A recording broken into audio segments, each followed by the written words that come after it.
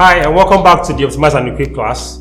Now that you've successfully completed the first module, we'll be going ahead to the second module. But remember that you've learned about the basics of design, the fundamentals from color to the principles, and every single thing you need to know about design. Now, this second module is focused on Adobe Illustrator, and you get to understand everything about Adobe Illustrator, what it is used for, and how to use it.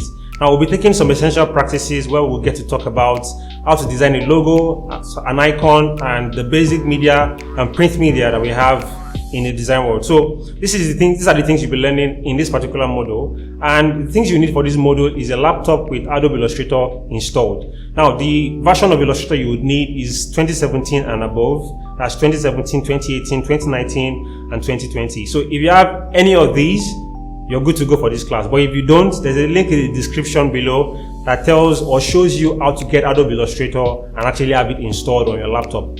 And once you have that ready, you're ready for this particular module. So I wish you good luck and enjoy this class.